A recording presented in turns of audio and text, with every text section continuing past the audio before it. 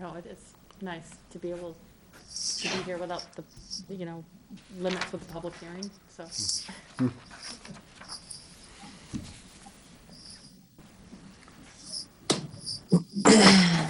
Good evening, everybody. Today is Monday, December 21st, 2020, and this is a regular Moscow City Council meeting. And I do have a few counselors with me this evening.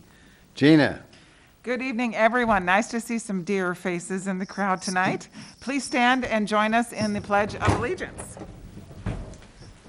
I pledge allegiance to the flag of the United States of America and to the republic for which it stands, one nation, under God, indivisible, with liberty and justice for all.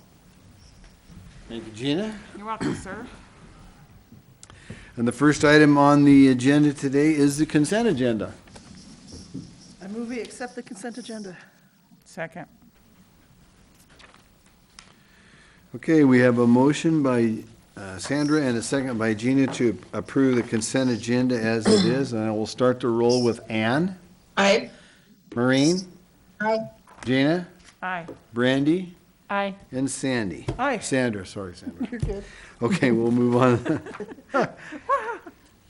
I'm so excited, I'll probably screw up some names here tonight, ladies and gentlemen, so bear with me. Item number 2 is mayor's appointment, and I have 2 new ones this evening and 18 reappointments for council's consideration. And I'll start with the new ones. The new appointees, Marley Pancras for the Sustainable Environment Commission, expiration 12/31 of 2021, and that is a college voting seat. George Scandalis, Farmers Market Commission, expiration 12/31 of 2021, and he will be the Chamber of Commerce rep. And I would entertain a motion. Your Honor, I move that we approve the slate of appointments. Second. And is this just for the new ones or for all of them? Just for the new ones, we do them, and the reappointments are going to come here in a minute. Right. Okay. Okay, so I got a motion by Gina and a second by Sandra to approve the 2 new appointments. I'll start to roll with Brandy, Aye. Gina, Aye. Sandra, Aye. Maureen, Aye. and Ann. Aye. Okay, now I'll go to the reappointments, and I have 18 of them that I'm going to read off. Dave McGraw, Moscow Urban Renewal Agency, expiration 12/31 of 2022, Latah County Representative. Annette Bigler, Board of Adjustment, expiration 12/31, 2025. Casey Holcomb Hawks, Fair and Affordable Housing, expiration 12/31 of 2023. Ken Fonts, Human Rights Commission, expiration 12/31 of 2023.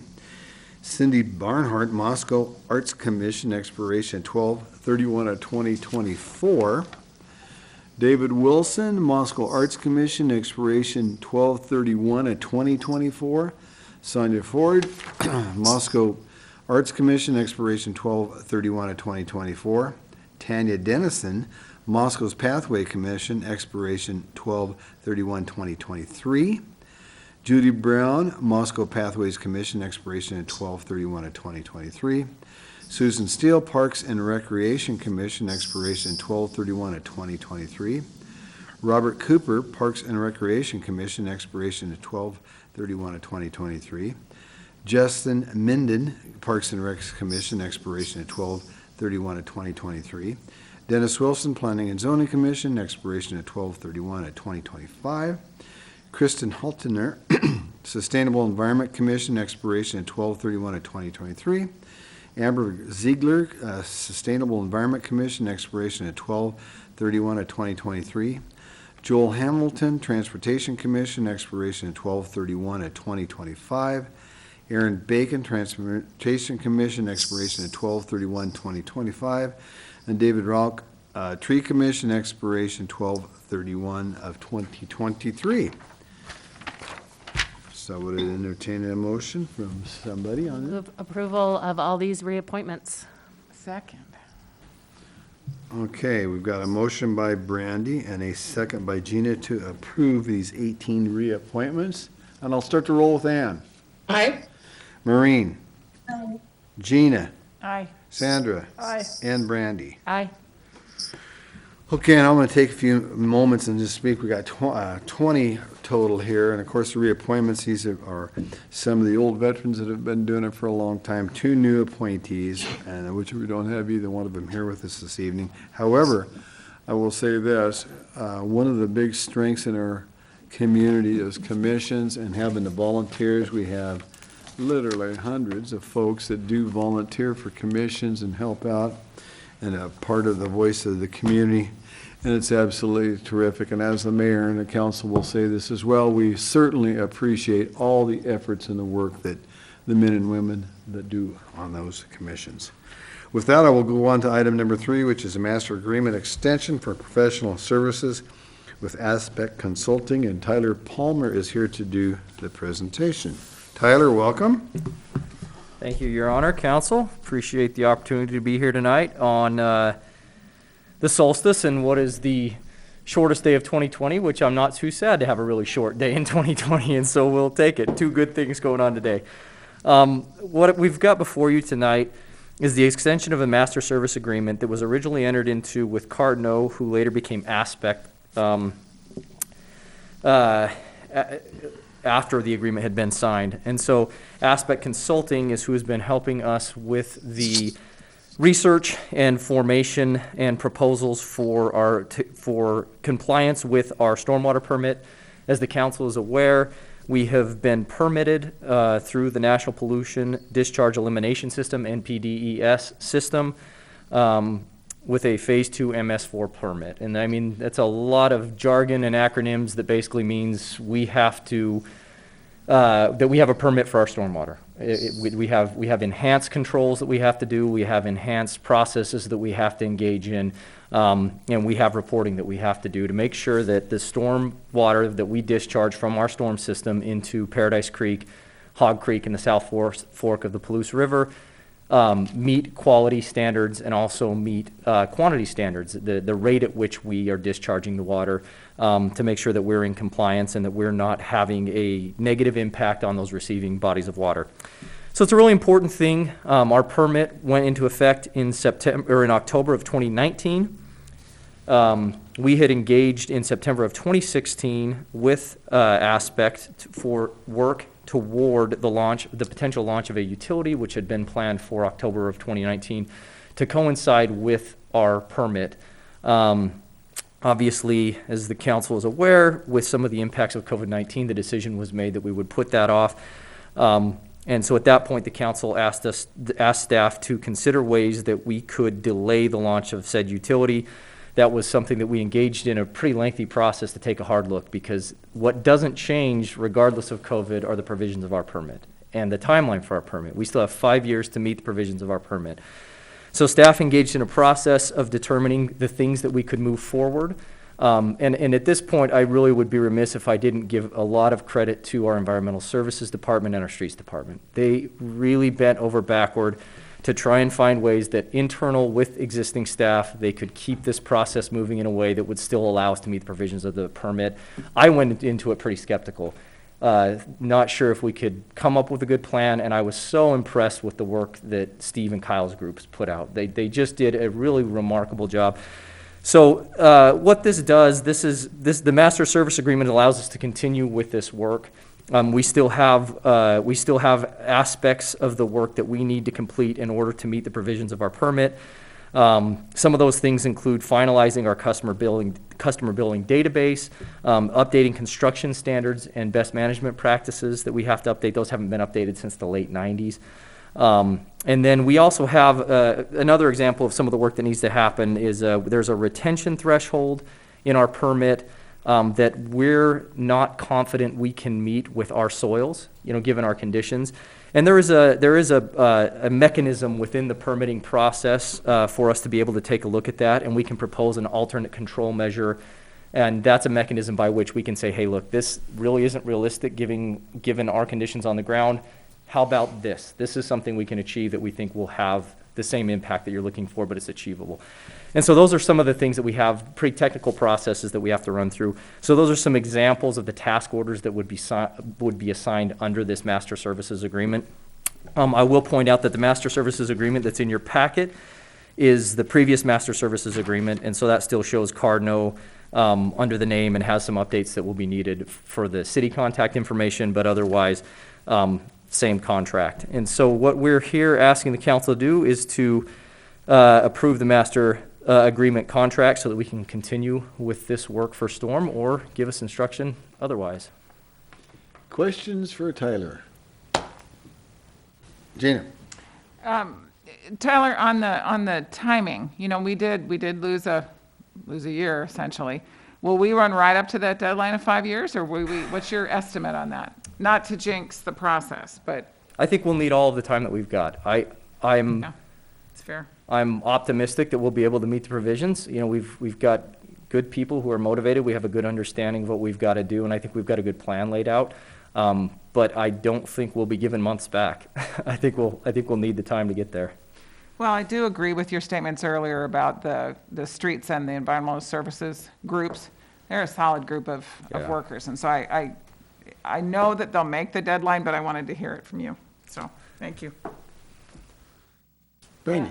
I mean, I would just say I think it's pretty remarkable, and I think we very much appreciate that you are all able to find a way to delay the onset of this utility, which would have been really hard on a lot of people right now, and so that is appreciated. I know it makes everything a little more packed in and challenging for all of you, but thank you for all being on board with doing all that extra work to compress it in order to achieve that delay that we were hoping for. Thank you. Anyone else? Gina? Well, Your Honor, I move that we approve the master agreement contract extension for professional services with Aspect Consulting. Second? Okay, we've got a motion by Gina and a second by Sandra to approve the master's agreement contract extension for professional services with Aspect Consulting. I will start to roll with Maureen. Aye.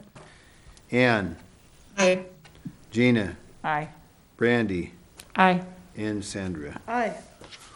Okay, with that, folks, we'll move on to item number 4, request from the Palouse Ice Rink for the Hamilton funds. Tyler Pommel is going to explain this one, and we have some of the folks from the ice rink here as well. So, Tyler? All right, excellent. Thank you, Your Honor, Council. This is another exciting agenda item. This is something that, again, has been around for a while and discussed for quite a while. I know when talking to the mayor earlier, I think, going back to 2002, started discussions on this when the mayor was involved in planning and zoning. The Palouse Ice Rink has approached the city, and they have a new proposal that they've brought forward that they're asking the city council to consider. Just as a brief history, adoption 2017 resolution 2017-13 was adopted by the city council. And what that resolution did was the Palouse Ice Rink had approached the city and asked the city to participate in the funding of a new ice rink facility that was envisioned to be built on where the current facility sits on the Latah County Fairgrounds property.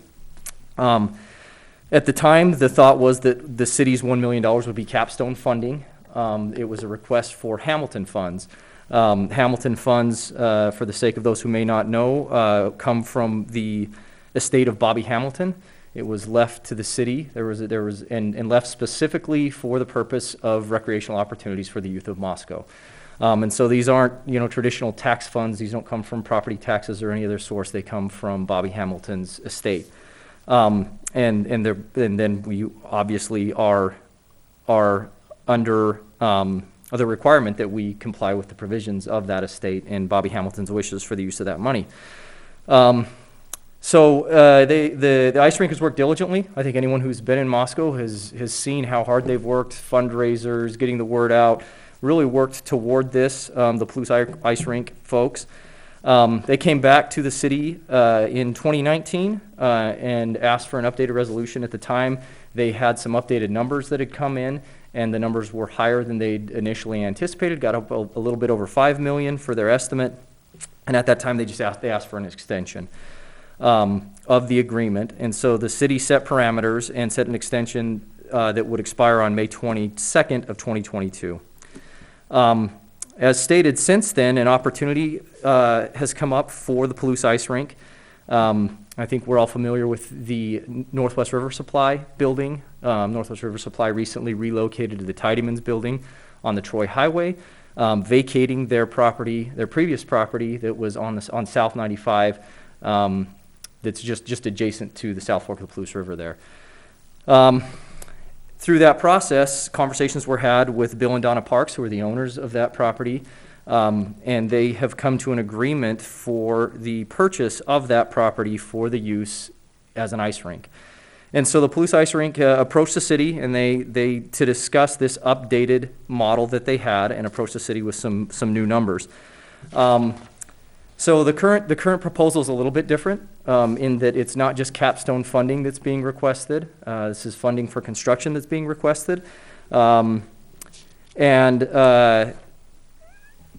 the main thing that we're looking at is we're excited to hear from the Palouse Ice Rink what it is that they're proposing, let them present to the council the ideas that they have.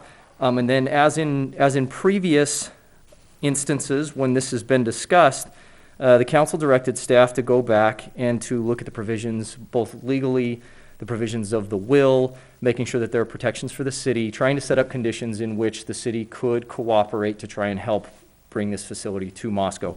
And so with that, what we'd like to do tonight is we've got representatives of PIR here. Tony Mangino, Vice President, I believe, will give a presentation, show a brief video, field questions that the council might have, and then we will see what direction you guys would like us to take with this. So with that, I'm going to turn it over to Tony. And While Tony's coming up here, I've just got to say, I feel like it's been 2 decades, Tony, since I've been involved on this side of the table or dais or whatever you want to say, not only as a mayor, but as a counselor, as well as on planning and zoning and board of adjustment. So I think I could probably almost go through this presentation for you, Tony, if you had laryngitis. But you got some other folks here that are very well qualified for it as well. So.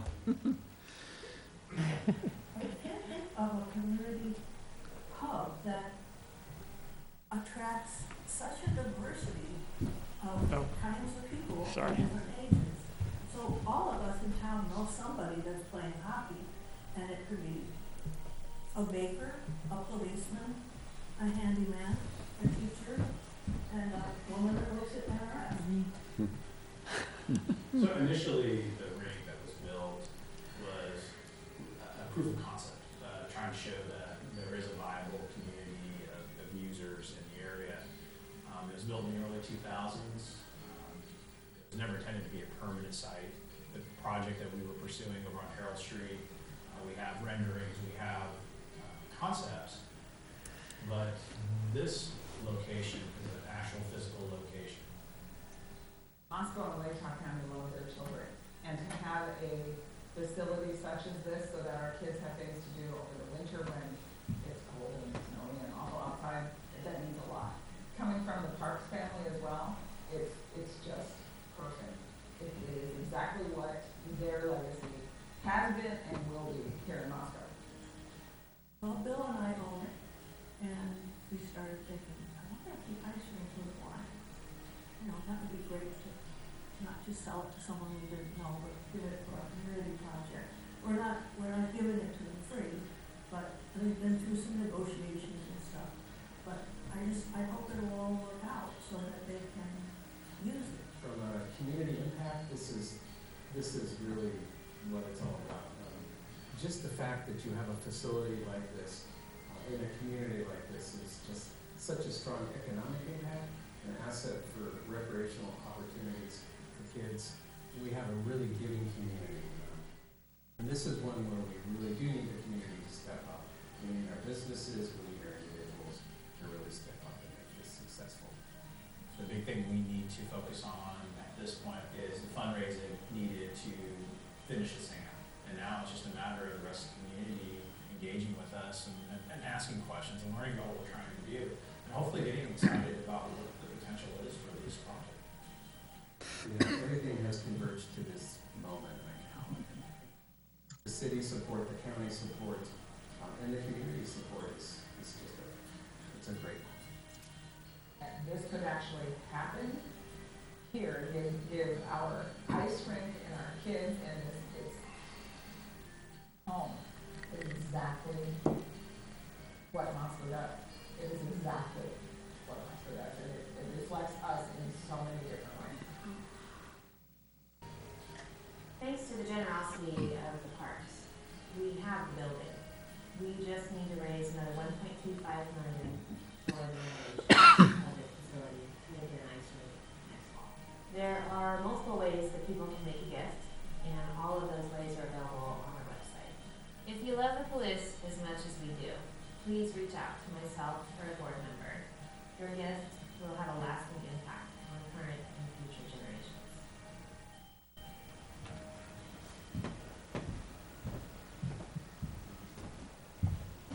Our whole family was played at that ice rink, and when I heard that we had this new one, I was really happy.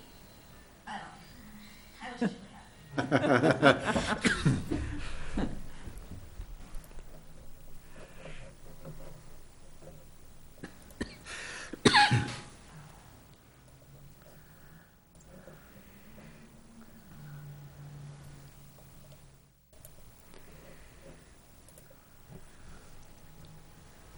Thank you. So I just hit the space. Welcome, Tony. Mayor Lambert, thank you for having us. Council, staff, I'm Tony Mangini. I'm the Vice President for Palouse Ice Rink. I'm also joined today by Christine Randall, our head fundraiser, and Mark McGuire, our president. We're really excited to be here today. The ice rink has been a long topic in this community. A lot of ideas, a lot of wishful thinking, a lot of skeptics. And the thing that had always held this project back is the gap between what we wanted and what we needed. You know, it finally, the moment for me was November 2nd last year. It was the second day of moving for NRS. I'm walking through the old building, just kind of, I'm wearing my HR hat, just seeing how things are going. You know, it's a stressful time and trying to make sure things are going okay. And when I'm walking through the old building, they're tearing out the shelving, and I hadn't seen that building empty in close to 20 years since we built it originally. And when I saw that space, it just struck me like, huh, this seems like it could maybe work for an ice rink. And of course, I'm assuming I must be crazy or, you know, wishful thinking. And started talking to people I knew. I talked to an architect, I talked to an engineer, and kind of started that process, just trying to determine if this is even worth a conversation. And then I went to Mark and said, hey, I think I might have found something. What do you think? And so I started bringing people there, anybody I thought might have an interest in this project, and just say, hey, are you seeing the same thing I'm seeing? And the response was consistent every time. That this really does work for what we want to do. We kept waiting for the showstopper, the thing that would keep this from moving forward, and we've yet to find it. And so we're really excited to be here today. We're no longer talking about the what if, you know, the someday, the wishful thinking. We actually have a plan, and we have a location, and we're hopeful that the city will join us with this project and make the Hamilton funds available to us, because we feel like we have the ability to deliver on the promise that we've been threatening to promise for an awful long time. So the first screen is just a shot of from the brochure that we've put together, just trying to promote this. It's a challenge, like even the video that we just showed, you know, as a nonprofit, having marketing assets is a hard thing to come up with. You don't really have a lot of budget. So we try and tap into the talents that we have. We have a parent who is a videographer in his normal job. And so he was gracious enough to help us put that together this summer. And so we were really proud with the video, and the brochure is very nice as well. The first slide, I just wanted to, Tyler hit on a lot of the stuff. I just wanted to reiterate some of the things that we've worked with in the past. When I started this thing, we were looking at about a $3 million project total. Unfortunately, there was a thing called inflation, and things changed over time. And if you kind of look down that list, by 16, our project went from 3 to 5 million. It's kind of like in a football game, if they keep moving the end zone line, it gets to be tough to ever reach that goal. And so we've been working through it.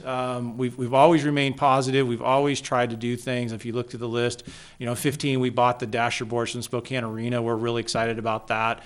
I'm hopeful someday the Chiefs decide to come down for a practice session or do something in our rink, because that used to be part of their home. getting the approval for the Hamilton Fund commitment.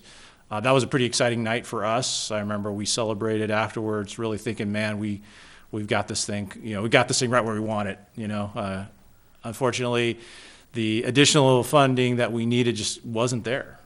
We tried and we tried. We brought Christina on in 2018 to help with fundraising.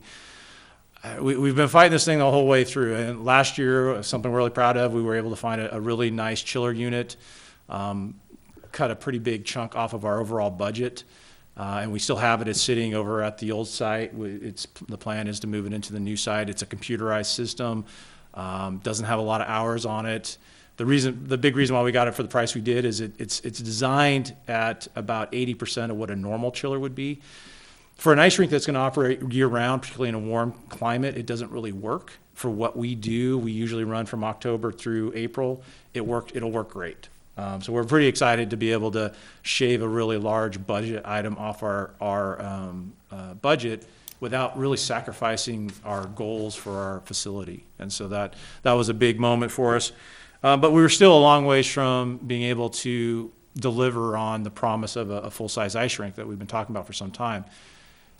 And then in November of last year, like I said, I had my epiphany moment, started engaging with conversations with people. The big thing that had to be addressed was, could the building be made into an open span space in the area where we're going to put the ice surface? And talking to an architect and working with an engineer, we determined that it is possible. There's a cost associated with it, obviously, but it can be done. And so it started a whole string of things that need to happen, kind of a sequence of events. And each one, we were able to achieve a positive outcome. The second line, engaging with Bill and Donna, if you boil this whole thing down, it really hinges on their support and willingness to work with us that is going to make this project happen. It's a reason why, in the next slide, I'll kind of let the cat out of the bag. We're calling it the PARC, is the name of the facility. It's the Parks Activity Recreation Center, to acknowledge the contribution that Bill and Donna have made to help facilitate this. We worked with a general contractor and architect just this summer to try and quantify the pricing. It's all preliminary stuff. We'll do we actually just signed off with the architect just this month to do the more detailed planning. But initial estimates are $3 million. We're actually hoping we can drive that price down as we start to pinpoint. When they do estimates, they tend to want to do all square foot analysis, depending on what you're trying to do. When you get into the more detailed aspects of a budget, you can start to pinpoint, okay, what is it, what are the fixtures and finishings that you're looking to do. So we're going to be able to deliver, I believe, a nice facility, but we're going to be very conscious of our spending as well, so that being a nonprofit, we remember who we are and why we exist. October, we did sign a purchase agreement with Bill Parks and Donna Parks, and we have a closing date of February 2nd, which is coming very quickly. So we still have some things we need on our plate. This being here tonight is a big part of that. But our plan is to have a finished purchase agreement and possession of the property in less than 60 days. So the park, it's going to be fully owned by the Palouse Ice Rink. The purchase price is $2.575 million. It includes 3 parcels. So 2009 South Main Street is what people normally consider as the old NRS building. That's the entire structure and the parking lot. The main parking lot for that property is on the north side. That's the one that employees use primarily. The 2013 is an addition. It's a purchase that Bill made, I believe, September, October. He'd been threatening to do it for a long time. It's the vacant lot to the south of the property. It used to have a small house on it when I first started NRS. It was abandoned and eventually destroyed. And then the property had been purchased, and the plan was to actually put an auto repair shop on it. Never happened.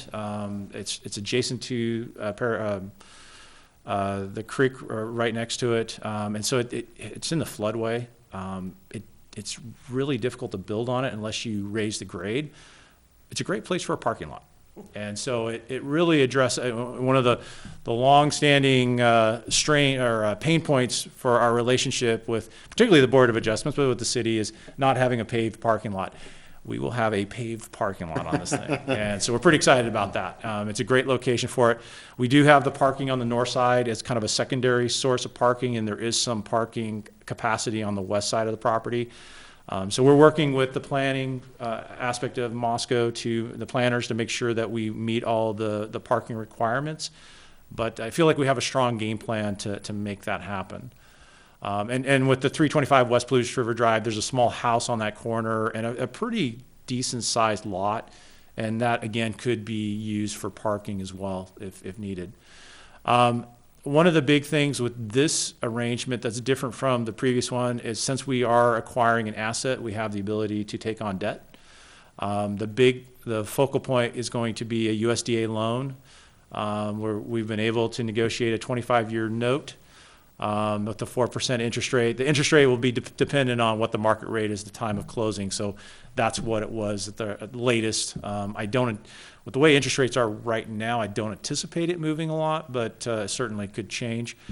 And then the big part is the unsecured debt held by Bill and Donna. It's a straight 10-year interest-only bearing note, no principal required during that 10-year period, and then the 4.5% fixed interest rate. Normally, an unsecured note would expect to carry at least 2 to 4 points of additional interest because of the unsecured nature. Bill was willing to accept it for a 0.5 point. That's a big deal. And it's a big reason why we can make this presentation today. That was the part that was kind of the challenge of trying to make the numbers work, is how are we going to have enough to put this project together. And the parks really stepped up and helped facilitate that, and they deserve a lot of credit for that. One of the strategies with this, because we're taking on the debt, we've decided we didn't need the entire property. There's about 44,000 square feet in the entire parcel. We decided that the 10,000 square feet adjacent to the highway has the most marketability and really is the part that we need the least. And so we've decided to lease that space out. With the idea that we can use the income from the lease to help service some of the debt management we're going to need, basically offset some of our interest expense. And so that's an exciting thing. We have a group that we're working with. We're not quite ready to announce it, but it's a business that makes sense to pair with NRS or with the ice rink. And so we're excited to be able to announce that soon, but we're just not quite ready. And like I mentioned before, we got a closing date of February 2nd, so it's closing in. So we're pretty excited about that. We tried to identify the stakeholders early on. We engaged in conversations with all of our users, and even as a board, we spent a lot of time considering, all the promises that we made over the years in this change of venue. Are we still going to be able to satisfy those expectations? And we feel very strongly that we can.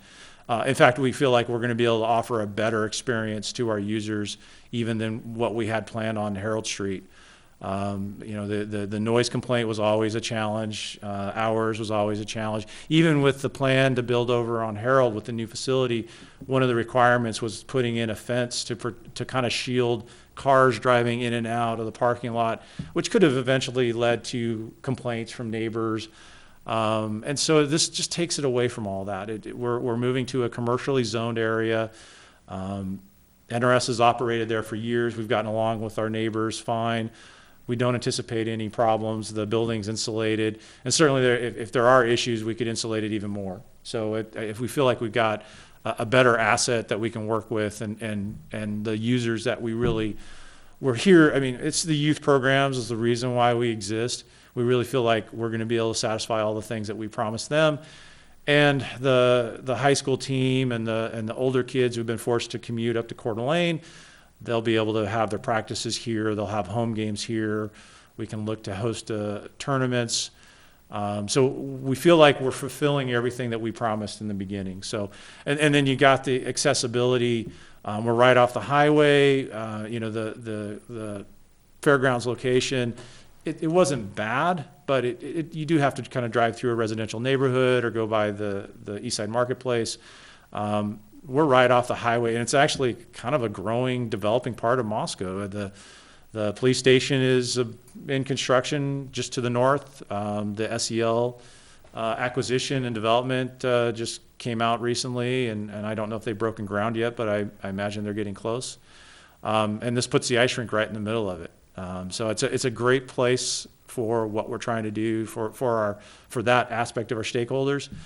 We've had conversations with the county. The big thing with them is making sure that the 50-year lease could be terminated early, and every indication so far has been they're supportive of our plans. In fact, they have things that they've been trying to do with their site, and sometimes it runs into conflict with some of the things we've been trying to do. And I think this will just kind of take that off the table. They can do the things that they want to do and not worry about those kind of conflicts. In fact, part of the lease agreement requires that we leave the shell, the structure that we've been operating under, and so all indications are that my understanding is that they will find something else to do with it. So that's great. It's not going to just go to waste. And then why we're here tonight is the city is an important stakeholder. The location we found, I mean, it doesn't hurt that it's in the city of Moscow, and I think that's a very important selling point. We're repurposing an existing building, which really fits well with the Moscow culture. It's and I'll be honest with you, I worked in that building for 26 years. I was helping Bill try and sell it or lease it out, and there was a part of me that was always I wanted to help Bill, but it was kind of sad. I mean, I spent a lot of time in that building, and the idea that some other business that I had no connection to was going to take it over, it wasn't my first choice. And so I certainly have a lot of bias because I've been in the ice rink organization for quite some time, but I feel like this really does fit well with kind of who Bill and Donna are and who NRS is, or what NRS is as a business.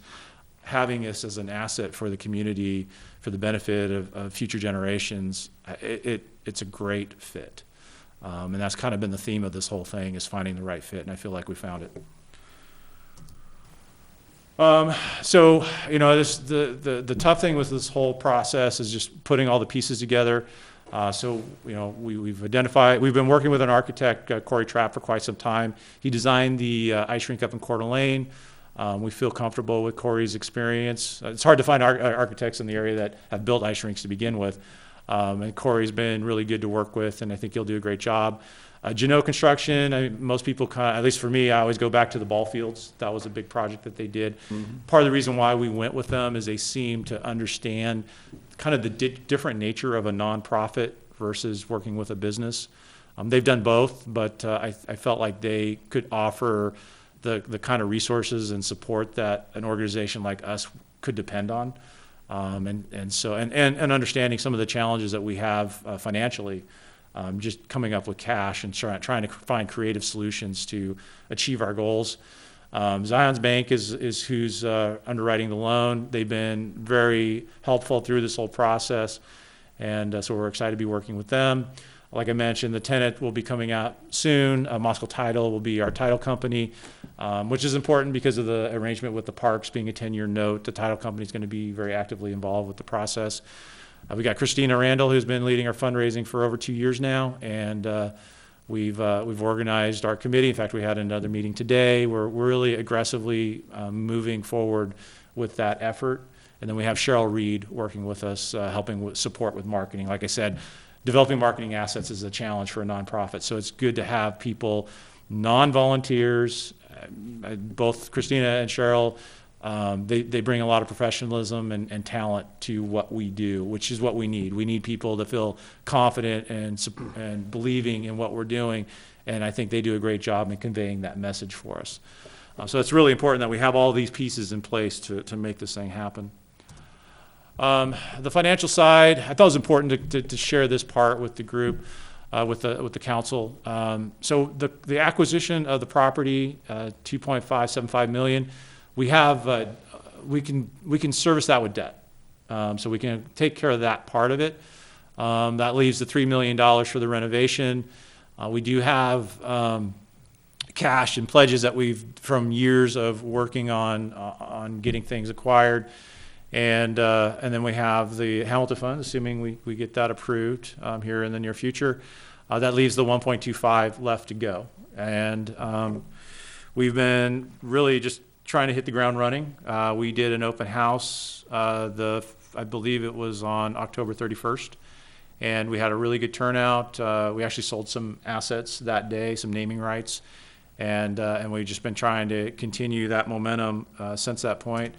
I actually cut and pasted the little thermometer that was on our website. That was as of last night. So far we've raised about $254,000 of the 1.25. About 20%. I'll take it. About a month and a half of fundraising. Considering we're dealing with a global pandemic and other, the holidays, it's not a bad start. So we've actually had some articles in the paper. We've been engaged in conversations with different groups. It's about trying to find the right connection with the donor. One donor felt strongly and wanted to name the classroom that will be the Science on Ice classroom after a parent of a player who had passed away from cancer, and so it's going to be known as the Brian Dyer Science on Ice classroom, as a way to memorialize him. But like for businesses, they're going to be looking for value. And that's something as a CFO I tend to key in on myself. It's nice to do things that are for the good of the community, but at some point you've got to be able to justify the expense. And so we've actually had our first large corporate donor come through. We're not quite ready to announce the specifics of it yet, but it's the first really serious conversation with a 6-figure donation from a corporation that we've seen. So we're pretty excited about that. And so we're looking forward to more of those kinds of moments. And then, again, getting back to assets, we do have our brochure with the video I showed you to start with. There's another one on our website I would recommend if you haven't seen it before. It's a couple of years old, but it focuses on Science on Ice as an incredible program, and I highly recommend that video if you don't know what that program's about. But anyway, just wanted to show that we're not just talking; we're acting. These are all things that are ongoing right now that are designed to hit that goal of 1.25. But I also want to be quick to remind people the debt that we're taking on to acquire the property does create a challenge for us because we have to service it. And so even after we finish with the 1.25 and we get this thing built, we're still going to be actively fundraising to help reduce that debt load for the property. But hopefully people recognize the value of this asset and see it as a worthwhile venture to help us financially, because there's going to be definitely a positive return for our community once it gets done. I want to give Sandra Kelly credit for this next slide. She asked me a very pointed question last week. Why now? And it's something that's been in the back of my mind through this whole process. If you looked at the timeline on the slide a few slides back, we started in November, but once we hit March, the world changed, and our lives have not been the same since. And if you read through that, the third point talks about how we kind of pulled back in March because of COVID. It was really, again, Bill and Donna. They came back about a month later and said, "Hey, let's keep working on this. We're still interested," and that's really what kept this thing moving forward. So, I would say, anybody that's asking the question why, look, it's an opportunity to actually deliver on a promise we've been making for 20 years. If Bill and Donna hadn't made their offer, then I suspect they would probably be looking at other avenues to sell the property, because they don't have a need for it. It's just sitting vacant. It's been vacant for over a year now. That's going to change at some point, whether it's us or somebody else. The kids have really lived through a pretty tough situation since March. I've always appreciated at the ice rink the moments when you're there. Actually, Sandra and I had this conversation today. Yeah, I don't know if growing up, we used to have roller rinks where I grew up. And so, on a Friday or Saturday, you go with your friends, you go to the roller rink and you hang out and you played around, you had fun. We didn't have smartphones at that time, but you're interacting, you're engaging with your friends, and you're getting some exercise and staying out of trouble. And, I've seen that over and over again at the current facility. And I really feel like with this new facility, we can even offer a better experience for young people. And so why not make this happen? Was as hard as things have been, I'm guessing when the moment comes where we can start getting together in larger groups and kind of live somewhat of a normal life that we've had in the past, why not have the ice rink be a part of that when we have this opportunity presented to us? And the last bullet point is if we don't make this opportunity happen, then what's the likelihood that a different plan is going to work? The expression, it took 1,000 attempts to figure out how to make a light bulb, but 999 was just try and figure out how not to do it. I don't know how many attempts we're on, but we pretty well dialed in how to not get an ice rink built. Here we go. Here is a legitimate plan that delivers on the promise we've been trying to make for over 20 years, well, close to 20 years. So we're excited. We really feel good about where we are, what we have to offer. So the why now? I would just say why not? I think this is the time. We have a solid plan. We have the ability to do it. We're not asking for taxpayer money. We're just asking for the community to support. When this is all said and done, this is going to be about a $6 million project if you add everything up that we spent to try and make this thing happen. I don't know how many communities have a grassroots effort that can deliver on something like that. I'm guessing there's not many. And again, it just gets back to the Palouse. I'm careful not to just say Moscow. Moscow's important, but we also, our friends in Pullman and other parts of the area, the Palouse, they're important because it's going to take a team effort to make this thing happen. But to deliver on it, it's going to be an exciting moment for all of us. So the call to action, I kind of stole the slide from the last presentation I did, or at least the pictures. Really the big thing, and Tyler mentioned it, is just asking that the council instruct the staff to keep working on this and work through any problems. I have a meeting actually scheduled tomorrow at 9 o'clock with Mia to review the purchase agreement. So, we're fully engaged and happy to answer any questions and resolve any issues that may come up. I guess the one caveat I would add to that is we would really like to be able to deliver on this in October of 21. At least that's the date that we're being told by the contractor that they can have it completed. So whatever steps need to be taken, I just ask if we can do them as quickly as possible, just to make sure that the funds can be available when we're at the point where we need them. Once it starts moving forward, it's going to be really tough to stop. So I hope that part can happen. And I would ask anybody in the community, if you think this is something worth happening, check out our website, get a hold of me, and I'll walk you through the building. I've two people in this room I did in the last week, and I'm always happy to do it. And encourage other people to check it out. You don't have to be a hockey person to appreciate what this is going to mean for our community. It's going to be a very positive asset. It's going to benefit a lot of people in a lot of ways. So as far as the rest of my presentation, I just have some diagrams, and you may have seen these if you've seen our brochure. The first one just kind of shows you the lay of the land. The video does a really nice job showing some overhead views to kind of see how that property is laid out. And then you can see the parking lot. Right now it's that overgrown weed, grass mix. That's the future parking lot. We'll have a new access point built on the south side of the building, kind of in the center. We'll have also parking on the north. We will have locker rooms and a concession area, skate rentals. One of the things I think is interesting, and I don't know if does this pointer work by chance? Mm-hmm. It does work. Okay, awesome. Give her a shot. Let's see. Okay, cool. So this area here is actually going to be left as undeveloped. Bill and Donna they're excited about this project for what it can mean for the community. They're not hockey people. And so kind of one of the things that we were cognizant of is trying to look at maybe doing some different things with the site. We don't want to get too far ahead of ourselves. That's why we haven't planned anything. But the idea I've been throwing around, I'm a baseball guy. I said maybe put some batting cages in there. Just try and find something that we can do with the space that would tie in well with what we're trying to do as an ice rink.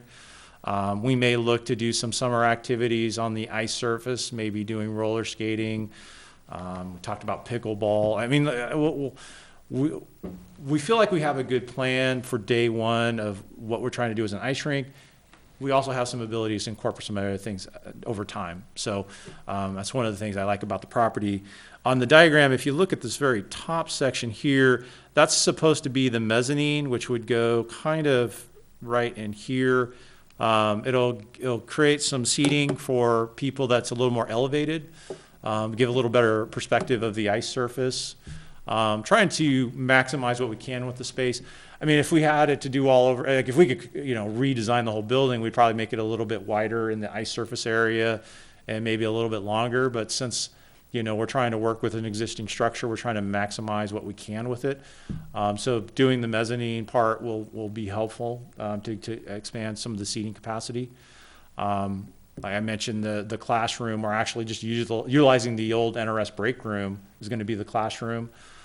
So a lot of the assets are right there. They're already there. The interior is pretty empty, like you can see in the video. So we will need to put walls in for the locker rooms and skate rental and all that. But for the most part, it's kind of an empty slate. So which is nice, and we can design it how we want. I suspect there's going to be a couple things that are going to be different in the final design. The one thing I'm pushing for is right now there's restrooms called for here. I suspect we'll move them closer to here because that's where the existing water is. Anything we build in this space, we're going to have to trench because there's no water there. It's all concrete, and I just assume avoid the cost of trying to trench it all the way to the other side of the building. So, where it makes sense, we'll try and, again, we're trying to do this as most cost efficiently as possible. So we'll definitely want to make sure we have enough toilet facilities to meet code, but where we place it, we have some abilities to kind of think through it, and definitely costs need to be part of that decision making. Let's see. There's some diagram or some renderings. Probably the most important thing to note on the renderings, actually they did a pretty good job of demonstrating what the I-beams are going to look like to support the roof. So this is part of, again, trying to create open space. So we'll have to change out these support beams here. So they'll have to put in new footers. They'll be a lot beefier. And then the plan is to put a 40-inch I-beam, and then you'll see there's 3 of them. That's actually accurate. That's what we're looking at, is we need about 3 of them. We need 3 of them to replace the interior columns currently in the site. So that's a pretty accurate representation. I think the only thing I would say is probably going to be different in the actual is it shows the mezzanine kind of as its own free form. I believe what the actual plan is going to look like is we'll have seating that feeds all the way up into it, trying to maximize our seating as best we can. And then I just like, these are fun. I don't know. It just kind of what we're trying to do is create this environment. What's cool here, where those children are standing behind it, that is the what would be currently the NRS former break room. So we're looking to maybe put some windows on it and make it into a fun space. One of the popular things about the ice rink is hosting birthday parties. And so we will actually have a place for kids to do that. So that's pretty exciting. So we're trying to be creative in how we use our space and use it in a lot of different ways. Science on Ice is fantastic, but being able to host a birthday party there too is not a bad deal either. So I hope the city can support what we're trying to do. I've got Christina and Mark here too. All 3 of us are ready to answer any questions you may have, and we appreciate your time, and we're looking to making this thing happen next fall. Thank you. Okay, questions for Tony or Mark or Christina? Well, Maureen's got her hand up. This is not a question. I just want to say how excited I am about this. When you look at the history of how long people have worked on this project, and the perseverance is amazing. And to actually think that it's going to happen within a year or so, it's really, it makes me feel good about the community. And I think it will be a great asset to us. And I also like the idea of thinking creatively on different ways to use it: birthday parties, summer programs, roller skating, things to kind of make it year-round usage. Seems like a great idea. And I just want to say that I'm very excited about it, and I'm very supportive. Thank you, Maureen. Okay, I have a question. Go ahead, Brandy. I'll come back to you. You didn't.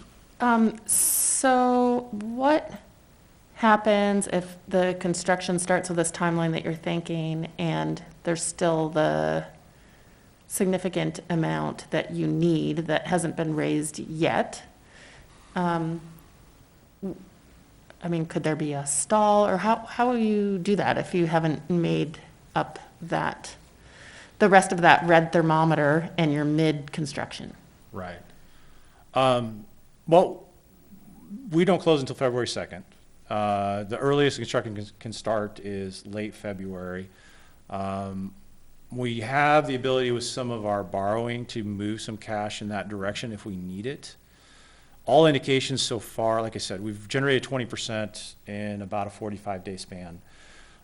We believe that we can generate another 200,000 to 300,000 over the next 30 days and continue on from there. Like I said, working with Janot was a strategic decision. They know how nonprofits are. It's going to be an ongoing conversation with our architect and our contractor to make sure that we're able to meet a timeline that works for all parties. Trying to raise 1.25 million is a lot different than trying to raise 3 million, because I can tell you raising 3 million is a really challenging venture. So I think we feel like we have enough things in place to make that happen. Obviously, this $1 million is an important part of that. We don't plan on letting off the throttle on the fundraising. In fact, we'd love to be able to host another gala event, which we probably will do in the fall, if conditions allow. So we believe we still have the ability to raise, like I said, just the initial surge we got alone, I think really gives us a lot of confidence that we can make this thing happen. We can get that 1.2. And the thing about the 1.25, we've got two goals. First thing is meet what we have to do to satisfy code and have an occupancy permit. That doesn't necessarily include having locker rooms. So we have some abilities to scale back our project. Roughly about $500,000 of the $3 million are things that we could put on as a phase 2 part of the project. So we've tried to give ourselves some outs. There was an effort with our board to see if it'd be possible to forego the paving. I tried to warn them that was not going to. I've sat in the board of adjusting meeting. I've made the case. I kind of know where everybody feels about that won't work, Tony. Issue. I'll be just. I tried to tell them. I told them. I chaired that meeting when. They said they wanted to ask. I said, well, good luck. I can already tell you how it's going to play out, but good luck.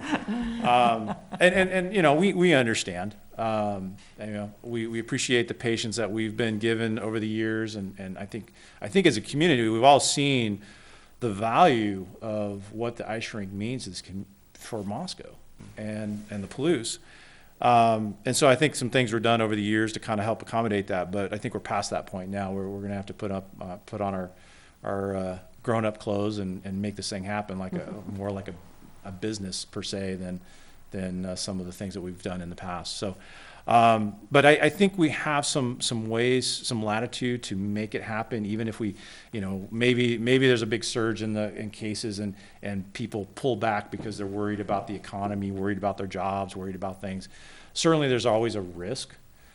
At some point, you could always avoid any decision if you're worried about risk. I mean, at some point, you got to assess the situation, say, okay, is the risk level something we can stomach? Can we find alternative solutions if we were forced to, and we feel like we can with some of the things we could change in amenities that maybe day one we don't have locker rooms, but we could as long as we have the ice surface, we have the required number of toilet facilities and satisfy, you know, a sprinkler system, all the things that need to happen to meet code requirements.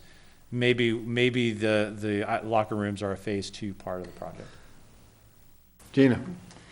I'm hearing what you said about the right time and the right fit and the right, you and I have been talking about this for a long time, Mr. Mangini, and I'm not sure what we're going to talk about now that this is close. You know, the road that you guys have hoed from day one has not been easy. And it seemed like there were roadblocks and roadblocks and roadblocks, and it kept getting hit in the head with another $1 million something. And I when you invited me to come sit in that empty warehouse and have lunch, I thought, all right, this might be stretching our friendship a little bit, but then you started talking about the ice rink and how it could fit, and it was just, the sun came out from behind the clouds and everything. So I admit I'm right there with Maureen. I am so supportive of this. I want to dance around and learn how to ice skate. And I have to say that this present group of ice rink people, board members and fundraisers alike, I've never seen such determination. And I'm not worried about your 1.25. I'm really not. I think you'll do it.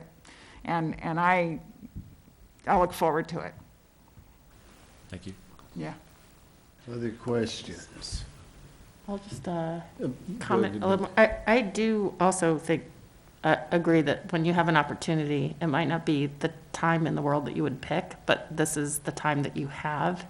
And so sometimes you have to take the opportunities when you get them. And this, for many reasons, is a much better location. And it would be, after all the work that you've put in, to pass up this chance and hope that it's still around when things improve after COVID. We know that it's going to improve. We know things will get back to normal eventually. So I think, in looking at the memo sent to us, also, I appreciate and understand some of the things that the attorney needs to look over as far as the changes with, what happens if things don't pan out at some point. The change, the questions about assuming the lien and the debt if it were to fall on the city. So I think that I would definitely like for that to continue looking into. I feel optimistic there must be some way to work through that, and I think that's a big job for the attorney and the city to work through all of the legalese. Yeah. Mr. Mayor, I think Brandy alluded to this a little bit. As a staff, we're excited to explore this if that's the direction that the council gives. But there are some relatively significant differences between this request and the previous requests that have come through, and so it is something that we just, like everything as a city, we have to be careful with and take a hard look at. The difference of now it's not on public property where it previously was. A facility that will have some relatively significant liens against the facility. Granted, there's value in that. They're getting a good deal working with the parks, et cetera. But there are some relatively significant considerations, and this is a different request than what has come to the council previously. Right. And so there's certainly things that we would need to look into. Now, having said that, if it's the direction of the council, I'm optimistic that as staff and working with the PIR folks that we can take a really hard look at that, and I think that we can likely come up with something that will be palatable and meet the needs of the city while also trying to help keep this project moving forward. But it's a different request. Mm-hmm. Yeah, and I think one thing that hasn't changed is this project is, to me, a perfect fit for the use of the Hamilton funds. It was then, and that hasn't changed. So I would support having city staff, as Tyler said, see how they can. One thing make I'd like this to work. clarify though, because Tyler just said something liens. It's one lien. The note with the parks is an unsecured note. Right. So in the scenario where Palouse Ice Rink disappears and the city steps in, the party that gets most damage in that scenario are the parks, because they have no claim. I mean, that's the nature of an unsecured note. They're the ones bearing the most risk in this whole equation. I would say for anyone who has concerns about that, look, it's like I said before, it's about a $6 million asset, which the city's being offered something that no other stakeholder's getting offered. Ultimately, control of it if we shut down. Yeah, you could potentially have a debt load of up to 1.45. That's about what Zions has quoted to us. It's a very favorable note. It's a 25-year note, USDA backed. So from a risk standpoint, it's a pretty friendly note. My intention as CFO for NRS and a long time friend to Bill, I wouldn't, it's hard for me to imagine the scenario this actually plays out. I haven't worked this hard and this long to see this thing happen, just to let it go. We feel like we're the best organization to run this. I'm sure Parks and Rec would do a fantastic job if they were put in that position, but we have a lot of experience with this kind of facility. We have very strong relationships with our user groups. We know how to overcome adversity. I've heard multiple times tonight, we're sustainable. We're all, the three of us and the rest of our board, we're all community members. Tony, I want to stop you there for just a minute. And, because we're really getting into the weeds on this thing. First off, the city really doesn't want to have this thing come back on them. You guys have done the work on it. We'd like to see you guys be able to carry the whole thing through. I think everybody would agree on that. And you guys have worked hard for years and years. I mean, I didn't have any gray hair the first time I had to sit in on a P&Z meeting. That was before the Board of Adjustment took over CUPs and that stuff. We did that on P&Z. But anyway, with that being said, Brandy, what you said would have been a perfect motion. Well, I will make the motion to direct staff to continue looking into what it would take to be able to commit these funds with the changes in this proposal. Second. Third. Okay, does everybody understand that motion by Brandy, a second by Sandra, to go ahead and let the city look into this, give the direction to the staff to make sure all the things are taken care of from the trust that Bobby Hamilton left to us, to make sure those things are correct. Sound good to everybody? Indeed. I'll start with Ann. Aye. Maureen. Aye. Gina. Aye. Sandra. Aye. And Brandy. Aye. Okay, we will look into it, sir. Okay, thank you very much. You're very well. Good presentation, Tony. Sandra. I just want to add a quick thing. I went on a tour today, and if you haven't gone on one, you should go, because while that visual is amazing in the video, I saw that last week and I liked it and it was good, but when you're actually in that building, it all just snaps into place. So if you get a chance, go. It was great. I appreciate you taking the time today to take me out there. And this is a great thing for Moscow. Sandra is a former baseball coach here in Moscow for 9 years, an indoor batting cage in the Yes. middle of the winter. talked We about looked that. and looked and looked how we could make it happen. I'm going back 30 plus years ago, so that's a selling point for baseball people. I've never been on a set of ice skates in my life, and I doubt if I do, but you get me in a batting cage and maybe something scary might happen. Well, thank you very much. With that, folks, that's the end of our meeting. However, this is our last meeting of 2020, and we're going to reminisce a little bit. We're not going to do any reporting, but here's what we're going to talk about. 2020 in Moscow, Idaho. And, of course, the different battles that we've been in, and doesn't matter if it's the city of Moscow, the state of Idaho, or this entire United States of ours with this pandemic we've been going through. Look at it, folks, we've came a long way. Everybody in our communities came a long way. And every one of us in some way, shape, or form have been bruised up a little bit. I don't care if that's the mayor or a counselor or general public or kids. We talk about kids a lot, going through school and all the different things. But I'm going to tell you what, and I said this early on in this fight that we've had against this pandemic, we're going to work together and we are going to get through this. And we got light at the end of the tunnel. There's things that are happening, and I'm pretty optimistic about 2021 for us, for our city and where we're going. So what I would say for all those folks watching this, those that are happy with what we've done with the different things in the city, the mask mandate, so on and so forth, and those that are unhappy with it, look, we're all one community, folks, and we need to work together. We need to make this happen, and it will come together for us, ladies and gentlemen. With that, I wish everybody a holiday season. I'm going to let every single counselor speak for a moment on reflections of 2020, because we are, after all, whether win, lose, or draw, folks, we're in this together, period. This is our community. This is our city. We're part of the Palouse. Tony had mentioned that earlier, and we are. And this is about our area. We've got to take care of our area, folks. With that, Brandy. All right, well, gosh, I think, yeah, it has been a year that none of us could have anticipated or prepared for. And I think as as someone who really wants to make everyone happy, it's been hard because it's just not possible with this. And I really do want to,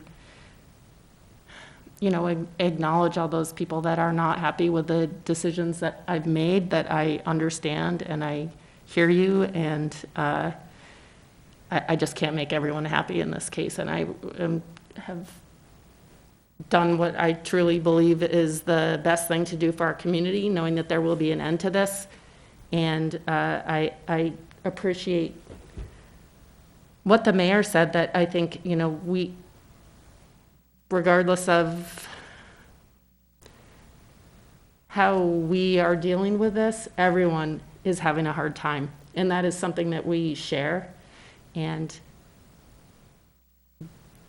the more we can not turn on each other, I think the better off we will be when we come out the other end of this. And I know that sometimes emotions and tempers and frustrations and stresses flare up, and we're not always our best when that happens, but. Well, ladies and gentlemen, guess what? We're all neighbors.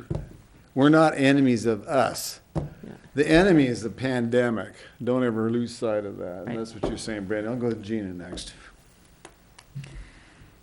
I got all excited tonight when I knew I was going to come in here in person, because I could sit in the room with some of the people that I admire the most, the people that I want to be the most like, the passion for our community, good and bad. And by God, we've heard the bad in spades this year. But thank you for that. And thank you for the passion and the caring and the commitment to our community. And I really hear what Brandy's saying about we can't turn on each other. It is not the time to do this. We have to pull together more now than ever. And I really recommend 10:30 p.m. phone calls if you have a miscommunication with somebody at the other end of the table. It's a really healing moment. So thank you for that, young lady. But know that it's going to get better, and know that we're going to see an ice rink at the south of our town, and the police station, and SEL is going to build this really cool new thing, and the future is bright. We just have to get through a few more months and we'll be okay. And it's Christmas. This is a good time to stop and be grateful, and remember that the sun's going to come up tomorrow, and Merry Christmas, and there's lots of cookies and sweets at home and candy, whiskey. Anyway, Merry Christmas, everybody. Thank you. Sandra. And the sun is going to come up, and it's going to stay out longer because it's the solstice, so happy solstice, everybody.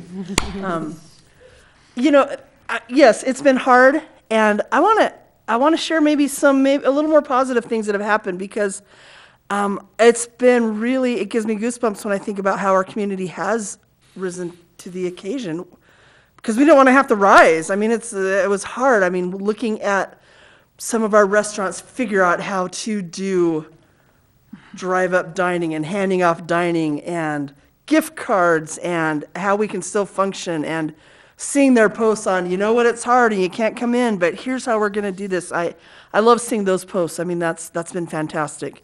Of course, all of our businesses are struggling, and yet you go and talk to folks, and they're trying to be happy, and they're trying to be positive, and they're doing their very best to make things work, and that's amazing.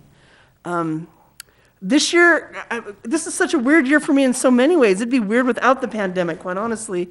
I started a new job on April Fool's Day, and I resigned from my old job in this chamber during the pandemic, when the only time I had communication with my old boss, when he was in the audience. So it's been weird all the way around, but there's been some good things too. I was able to, especially in the spring, not being able to go work out or go hang out with friends downtown or go to a movie. I walked a lot more, and I walked through all the neighborhoods, and I logged a lot of miles, which was good, but I also really got to talk to a lot of people at a distance with the mask, but God, it was great to visit with community members. I mean, and it was weird because kind of when you get done, I don't know about you, but I either want to shake a hand or give someone a hug or hit them on the shoulder or thump one on the forehead, something like that. And you can't do any of those things, so that was hard. But I had some really great conversations with people in the evening. I just walk around, did about a 3-mile loop around my little neighborhood and visited with more people than I ever visited with before. And it just reminded me again how great Moscow is. A lot of people I knew, a lot of people I didn't. So hearing their thoughts and their concerns and their worries, and they were angry sometimes and happy, and it's just, the bottom line is it's hard. And thinking about coming through it, of course we're going to come through this, and sadly not everyone's going to make it because some people already haven't, and that's heartbreaking, and that's scary, and it's crushing to the soul when I think about that. And yet watching people work through adversity, I'm an activist at heart, and I've watched people just come through and work hard for their town. And it starts small. First, they might be working hard for their family, and then for their business, and then for their neighbor. And you might not even know your neighbor, or maybe you didn't like your neighbor before all this happened, but all of a sudden you had to come together because we are in this together. And so, yeah, 2020's been hard. I hope we don't ever have to do one like this again. But I'm also pretty tickled to be able to be one of those folks to be like, yeah, 2020, yikes. Can you believe we made it through that? And you know what? Like Gina said, we have made some great accomplishments. I'm excited to see our police station go up, what SEL is going to do, and ice rink, all at that same end of town. That's amazing. As we branch out, Moscow's trying really hard to grow, and it's going to happen, and we do it by the great community spirit that we have. So there can be a lot of negative, and there can be a lot of sadness and a lot of heartbreak, but there's a lot of joy out there too, and I hope we remember that, especially during this great holiday season. Find the joy wherever you can, because it's out there. You might have to look a little harder, but that makes it even a little more special. So thanks everyone for hanging with us, and keep going through. We're not there yet, but we're really close, so keep doing all those great things. Thank you, Sandra. Maureen. Okay, so I have to say, I thought that 2020 was an interesting time to get on city council. I wonder sometimes what city council did before the pandemic happened, because so much has happened. But to me, it's been an amazing privilege to be part of that process, because what it has really done is it has pulled out some people's creativity. And it's a way of thinking about, okay, how do we service our businesses and keep people safe?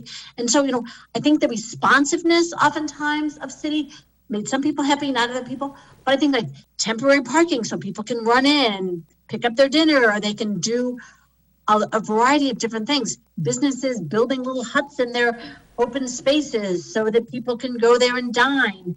I think it's really pushed people to be creative and to think about how do we work through a very difficult time. And I guess the other part for me is, I think that I've seen Moscow be divided, but I've also seen us pull together. As a neighbors, just in my neighborhood, people are all like, hello, here we are. It's kind of a sense of like, we really need each other. And I think that's what's really become clear in 2020 is the fact that we really needed each other. And the other aspect I will end on, which is kind of a really sense of hope for me, is the presence of the vaccine. And people at Gridman are getting the vaccine. My son-in-law got the vaccine. And it gives me another sense of hope. And as we face this time and start looking for, maybe not sunshine, but at least we have beautiful stars, that we can start looking for what is positive and get gratitude for what we have here in Moscow and what we're creating and what we can continue to create. Thank you, Maureen. Ann. What a year. I feel like this year has really tested my spirit as a public servant. And nobody campaigned on this, right? How would you handle a global pandemic in a state where it's left to cities and counties? And I think that a big part of what motivates me to do this work is trying to be responsive to people and solve problems. And I think that a lot of people don't have a lot of faith in their government generally. And I just think it's a really nice opportunity to be able to be, again, responsive and to be able to be engaged. And, my goal between now and the end of the year, I've been slowly tackling it, is to make sure that I get back to everybody who contacted us this year, even if they were pretty, unprofessional in their communication, whatever that looks like, it doesn't matter. That's something I've been chipping away at because I think it's really important. But this year has just been a really big test. And there are moments where, it feels really worth it. Am I cutting out? Am I okay? Yeah, fine. Okay, perfect. Sorry, I've got new internet today. I'm like, is this still working? But I drove down A Street the other day, and I've been using A Street as a corridor a lot, and just really loving that. All of those improvements, and thinking about how long that took, and again, how many people worked on that. And I think that sometimes it's hard this year, especially. It's felt like you don't necessarily know the impact of what you're doing. But years down the road, I was just talking to a friend about how excited I am that Harvest Park had its first tree planted there, right? And just thinking about the future, the long-term future of our community, and the importance of this work. It's been trying, but I know it matters, and it's great when you can see that come to fruition. So yeah, I'm excited for the year ahead, and I will see what it brings. But I think that I feel really good about the work that we're doing, and even when it's hard. Thank you, Ann. And with that, folks, ladies and gentlemen, there was not a playbook for any of us this year. Not a playbook for any of us. And so we're all kind of weeding through this, but we're going to make it through it. Happy holidays, everybody. Merry Christmas, Happy Hanukkah, whatever your lot is. Bless everybody. And I would request an adjournment from somebody. So moved. All in favor, aye. As Art says. Okay, thank you, ladies and gentlemen. We're done, 8:21.